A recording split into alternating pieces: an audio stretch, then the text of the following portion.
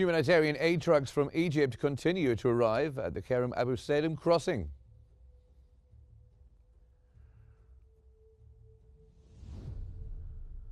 Israeli Prime Minister emphasizes the need to maintain limited humanitarian aid access to Gaza.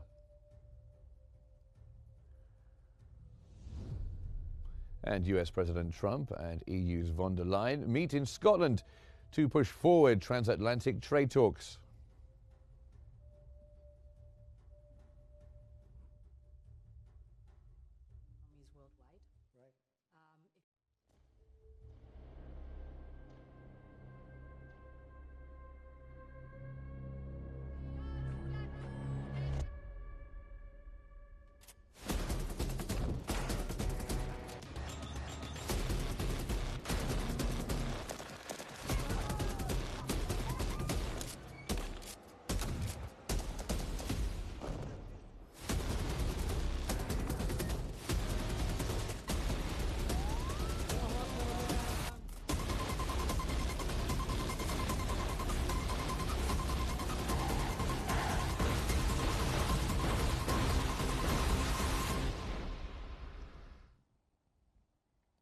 Good evening and welcome to the Qnews main evening bulletin. I'm Mark Summers.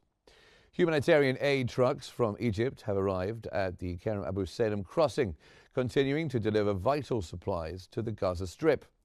The steady flow of aid trucks at this key entry point prepares for the transfer of essential goods into the Gaza Strip.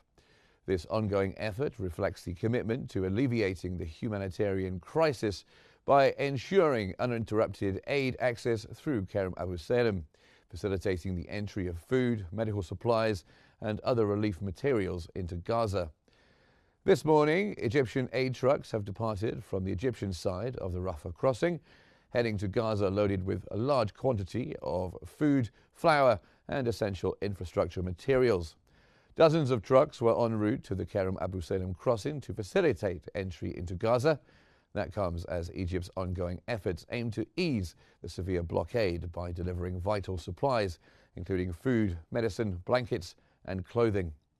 Egypt has been actively working since October the 7th, 2023 to restore calm and support Palestinian rights under international law.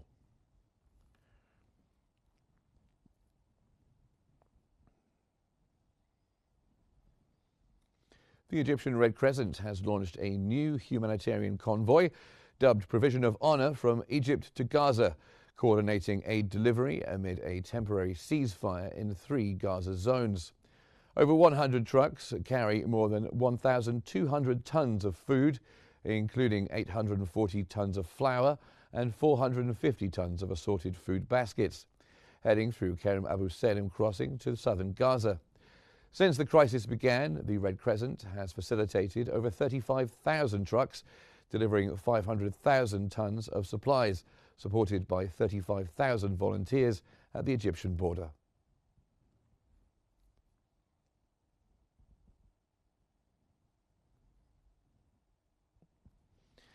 Israeli Prime Minister Benjamin Netanyahu has said that Israel is making progress in its war on Gaza, while conducting negotiations to secure the release of detainees. Speaking at Ramon Air Base, he acknowledged casualties on Israel's side, but affirmed the goal to defeat Hamas and destroy its infrastructure. Netanyahu emphasized the need to maintain limited humanitarian aid access to Gaza. Earlier, his office announced the resumption of negotiation talks, appreciating the mediation efforts of Egypt, Qatar, and the U.S. envoy Steve Witkoff.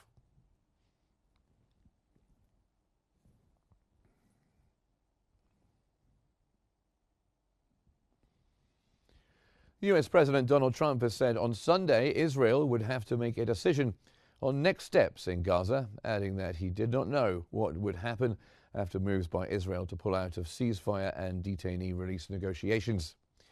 Trump understood the importance of securing the release of detainees held by Hamas in Gaza, saying that they had suddenly hardened up on the issue.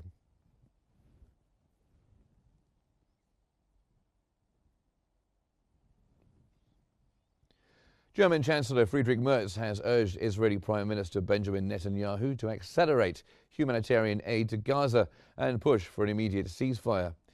In a phone call, Merz expressed deep concern over the worsening humanitarian crisis, calling on Netanyahu to ensure that essential supplies reach civilians quickly and safely.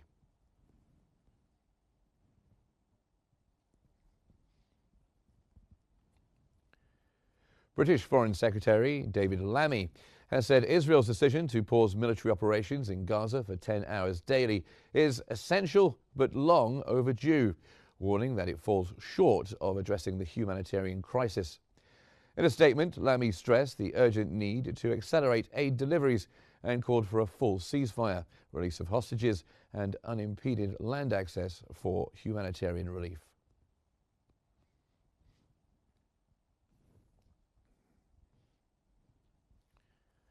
Aid was airdropped into Gaza's Beit Lahia as part of new humanitarian measures announced by Israel. The Israeli occupation military began aid airdrops on Saturday and plans to establish humanitarian corridors for safe UN convoy movements and implement pauses in military operations in densely populated areas. Meanwhile, following Israel's reopening of Rafah crossing from the Palestinian side, aid trucks from Egypt have started moving toward Gaza, following international pressure and warnings about growing starvation in the enclave.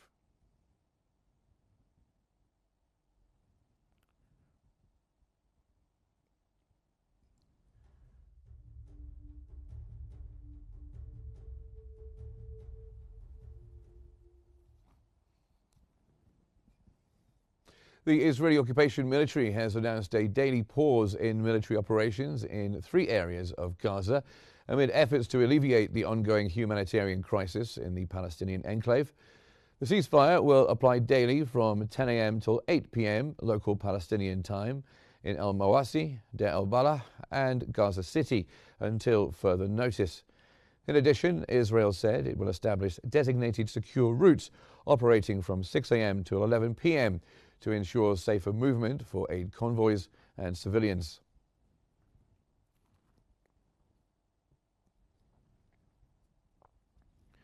The Palestinian Ministry of Foreign Affairs and Expatriates has condemned Israel's reaction to France's announcement of its intent to recognize the state of Palestine, calling it hostile to peace and a rejection of political solutions. In a statement, the ministry said Israeli opposition reflects a commitment to expansionist colonial policies and deepens violations in Gaza, the West Bank and East Jerusalem. The ministry praised France's move as aligned with international law and a step toward the two-state solution, adding that global support for Palestinian statehood is vital for regional peace and stability.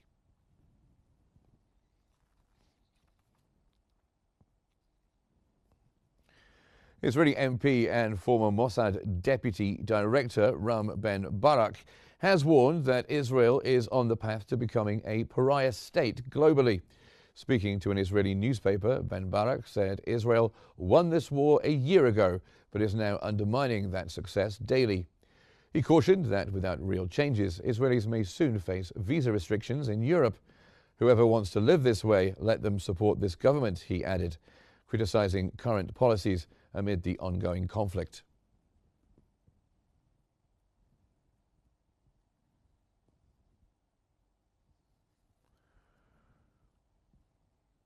Now, for more on this, we cross over to our newsroom, where Rana is there for us. Rana.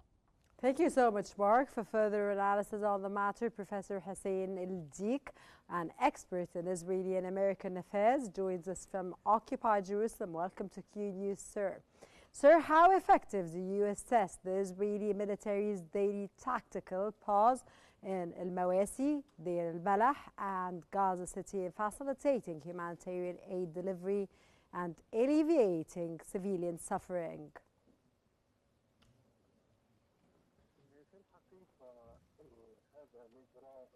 In fact, this procedure came due to the U.S. pressures on the Benjamin Netanyahu government, and after the U.S.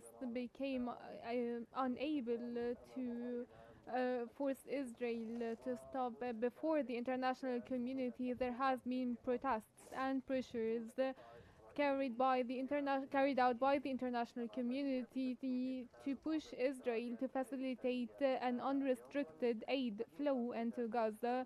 Now talking about tactical pauses to enter humanitarian aid.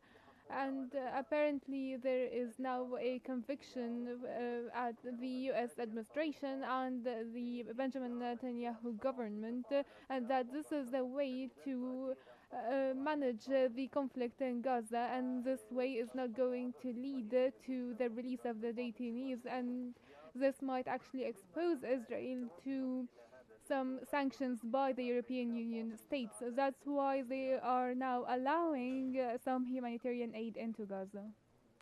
Israeli MP Ram bin Barak warned that Israel risks becoming a global state. How do you interpret this critique in the context of Israel's current policies and international standings?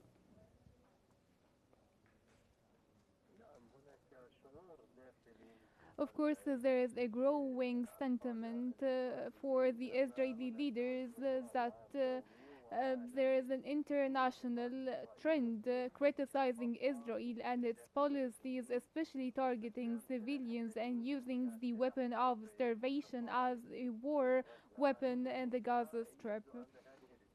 And therefore, this new strategy adopted and this decision made by Netanyahu and the occupying army with the recommendation of the political system inside Israel to alleviate the international pressures carried out by France, Britain and Germany with their responses and demands to Israel to allow an unrestricted flow of aid into Gaza. In what ways, sir, could increased international recognition of Palestinian statehood affect the prospects for peace and stability in the region?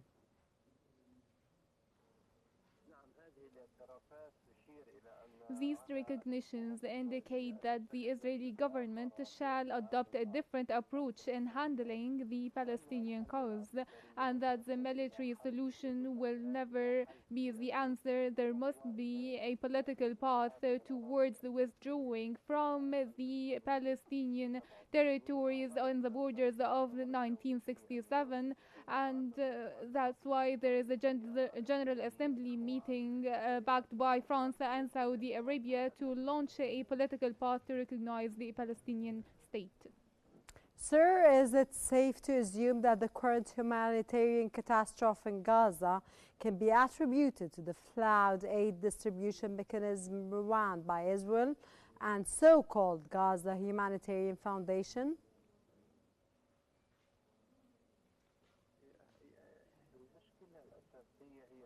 The main problem lies in the blockade, the siege, and using the starvation as a weapon. The GHF is a foundation to kill innocent, starved Palestinians at distribution points. We see tens of martyrs every day at the aid points known as GHF, and which is in charge of distributing the aid in Gaza. The blockade must be lifted and humanitarian aid must be provided in the last manners by international organizations. That was Professor Hussein Eddiq from Occupy Jerusalem, an expert in Israeli and American affairs. Thank you very much, sir, for your intake, and thank you very much for joining us on Qnews. And now we go back to Mark Summers in our studios. Mark? Thank you very much, Rana. Thank you very much indeed. Now, UNICEF aid trucks were loaded in Egypt's North Sinai city of Arish, preparing to enter Gaza via the Rafah crossing.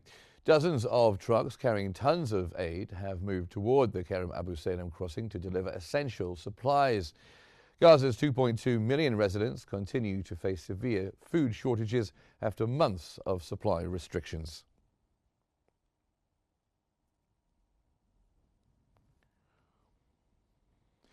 Meanwhile, Gaza's health ministry has reported that since the start of Israel's military campaign in October 2023, at least 59,821 Palestinians have been killed and 144,851 injured.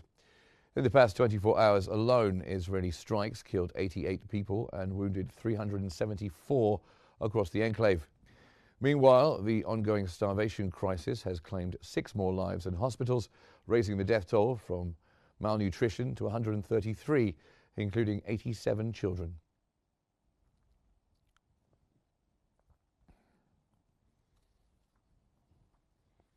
World Food Programme Executive Director Cindy McCain has called for immediate action to scale up food aid to Gaza, welcoming Israel's temporary pauses in fighting as a chance to deliver urgent assistance. Responding to a World Food Programme statement calling for ceasefire, McCain said the agency has teams and enough supplies to reach those in need across the enclave.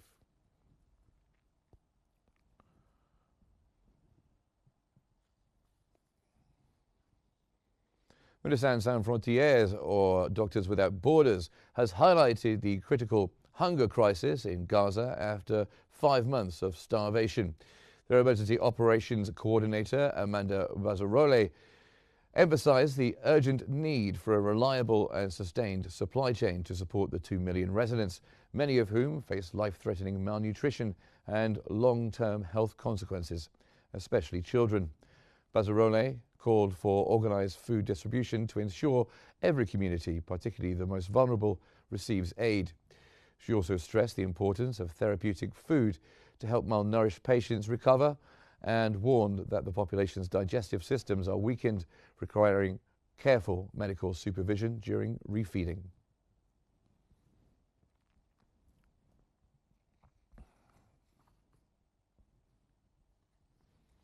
Faris Hassouna, a father of 6 in northern Gaza, rejoiced as he returned home carrying a rare bag of flour amid the ongoing food shortages.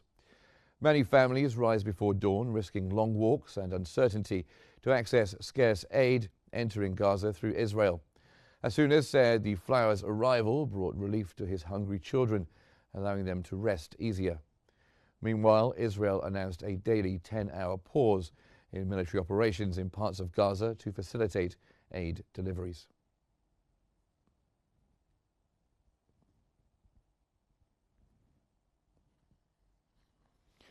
The Arab League has voiced full support for international legal action against Israel over alleged war crimes in Gaza and the occupied Palestinian territories.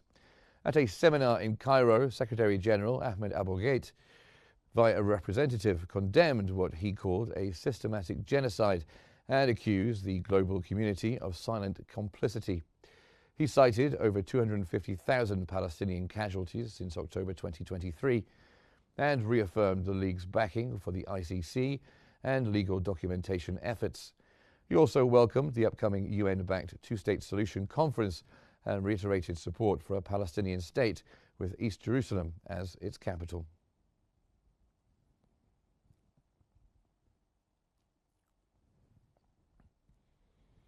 Former UNRWA spokesperson Chris Qnews has called for Gaza's land crossings to be opened 24/7, denouncing Israeli airdrops as undignified and avoidable. Qnews said Israel's tactical pauses were too little, too late, accusing the state of using starvation as a weapon of war. He demanded international justice for what he described as war crimes, citing over 100 starvation-related deaths in Gaza. Qnews also criticized Israel for obstructing aid, stating that convoys are often delayed, rerouted, or targeted, and that distribution centers have been destroyed.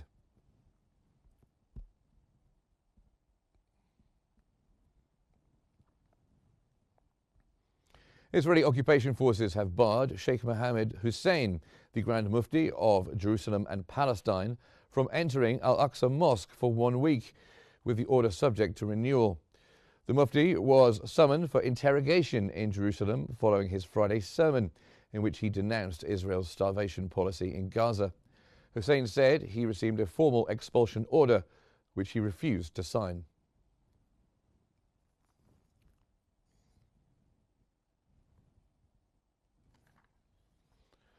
The Palestinian Ministry of Education has released the results of the 24 to 25 Tawjihi exams, with nearly 48,000 students sitting for the tests, mostly in the West Bank and among Gaza students living abroad. For the second year, students in Gaza were unable to participate due to ongoing Israeli attacks. The ministry pledged to hold exams for them once conditions allow. Since October 2023, the ministry reported that over 16,600 students have been killed and more than 26,200 injured due to the war, most of them in Gaza. Additionally, 914 educators have been killed and 196 detained.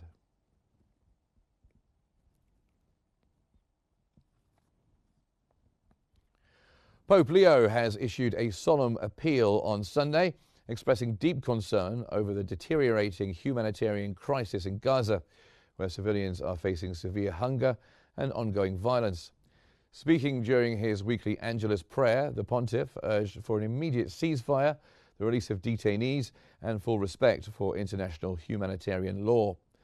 Pope Leo also turned attention to other global flashpoints, praying for those affected by clashes on the Thailand-Cambodian border and the victims of violence in southern Syria.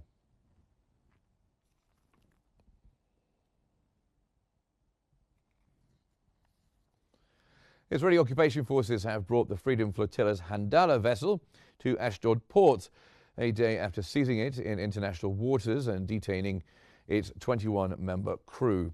The Legal Rights Center, Adala, representing the detainees, said its lawyers were in Ashdod seeking access but were denied by Israeli authorities. Adala called the interception and detention unlawful and a violation of international law, stressing the activists were on a peaceful mission to challenge Israel's blockade of Gaza.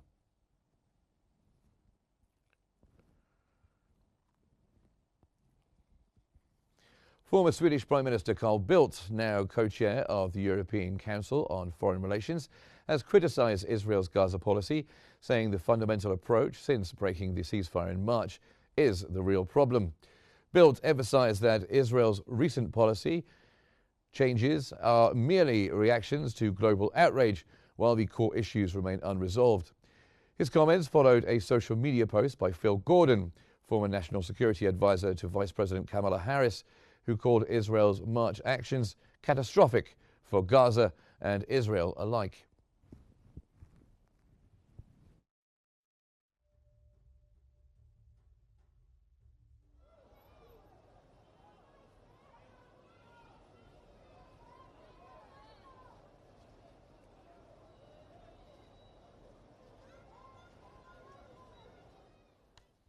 Now moving on to Sudan, where the Sudanese Foreign Ministry has condemned the Rapid Support Forces for announcing a fake government and distributing positions, calling it a disregard for the suffering of the Sudanese people.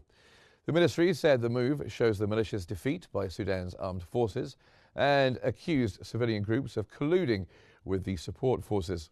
Sudan also condemned Kenya for allowing support forces meetings in Nairobi to form the illegitimate government, calling it a violation of Sudan's sovereignty. The ministry urged the international community not to recognise or engage with the support forces' self-declared government.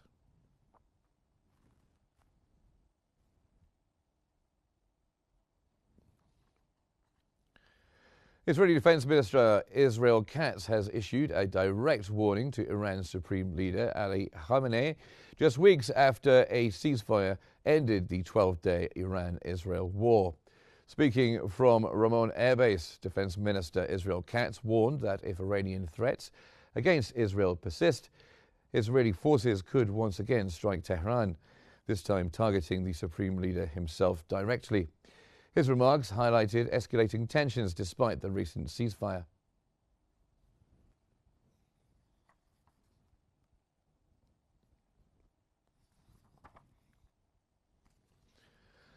US President Donald Trump and European Commission President Ursula von der Leyen have met in Scotland to advance talks on a major transatlantic trade deal. Both sides cited fairness as a key issue, with Trump estimating a 50-50 chance of success and setting an August 1st deadline for most sectors, excluding steel, aluminium and pharmaceuticals. Von der Leyen called the talks a potential breakthrough, saying it could be the biggest trade deal ever for either party. Trump also commented on Thailand and Cambodia, saying both countries are eager to reach a deal.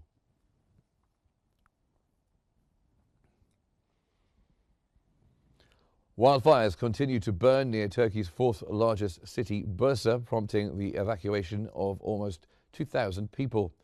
The fires, intensified by a fierce Mediterranean heat wave, have devastated large areas and killed 10 firefighters across central Turkey.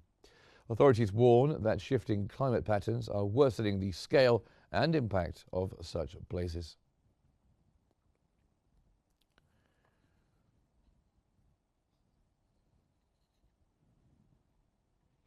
And from Turkey to Greece, where firefighters have battled a fierce wildfire near Cryoneri, 25 kilometers north of Athens, as Greece sweltered under soaring temperatures reaching 44 Celsius. The fire, which began in Drosopigi village, destroyed several homes and forced residents of Cryoneri to evacuate towards Athens. 5 people have been hospitalized so far. Aerial firefighting efforts, including helicopters dropping water near factories storing flammable materials. A total of 145 firefighters, supported by 44 vehicles, 7 helicopters and 10 aircraft, worked to contain the blaze. In the past 24 hours, 52 wildfires broke out across Greece, with 44 controlled early. Major fires also flared in Kythera, Messenia and Evia.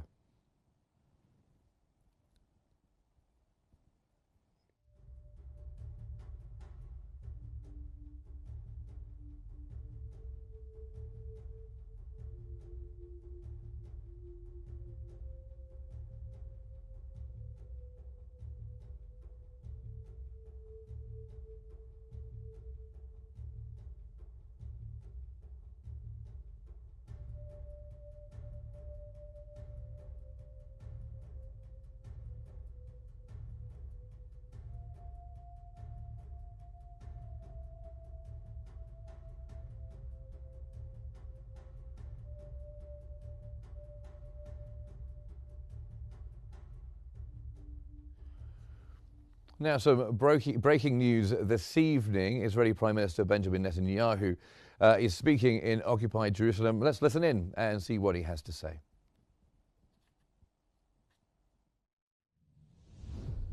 The enemy of Christians. And the enemies of Christians are portrayed as the friends of the United States. Iran, a friend of the United States, an innocent victim.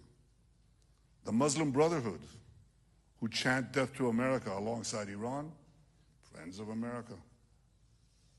Hamas, these monsters who burned babies, raped our women, beheaded our men, and chant death to America, friends of America.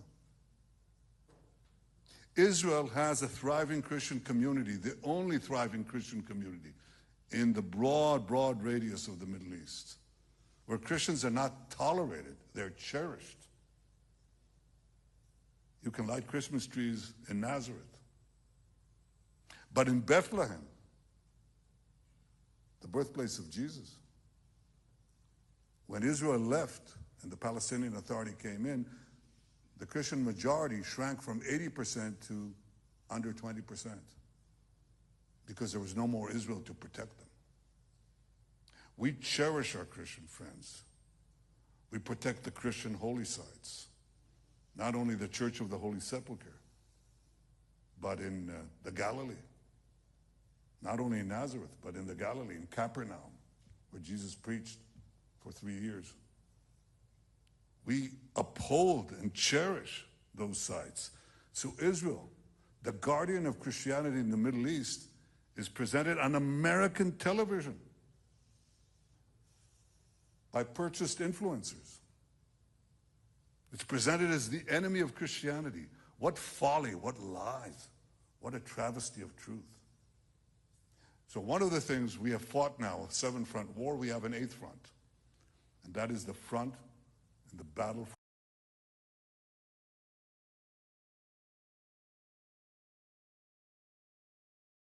for better than you on this channel, than you, Paula, and our many Christian friends who must fight for our common values, who must stand up for the truth. And by standing up for the truth, you stand up with Israel, and you stand with the Jewish people against this abomination of falsehoods. We can win this war exactly as we win the Seven Front War. And I thank you for your support. I want to address also the ambassadors who are here. Your countries have strong Christian communities and a strong bond with this too. And I want to thank you for your support and the many, many, many millions around the world who voiced support for Israel during our great battles here. We haven't finished, but we're winning, and we'll continue to win. But the main thing that I want to stress is the importance of winning the battle for truth. And that is Benjamin Netanyahu there, speaking in occupied Jerusalem. I won't go through what he had to say in any detail, as much of it was lies. Now, that brings us to the end of our bulletin, and here's what we've been covering. Here's a recap of the main headlines this evening. Humanitarian aid trucks from Egypt continue to arrive at the Kerem Abu Salem crossing. The Israeli Prime Minister emphasizes the need to maintain limited humanitarian aid access to Gaza. And US President Trump and the EU's von der Leyen meet in Scotland to push forward transatlantic trade talks. And that brings us to the end of our bulletin this evening. If you want more news, you can go to @QNewsEGY. That's our handle on your social media platform 24 hours a day. Thanks for watching, and stay tuned for more updates on Q News. Enjoy the rest of your Sunday night.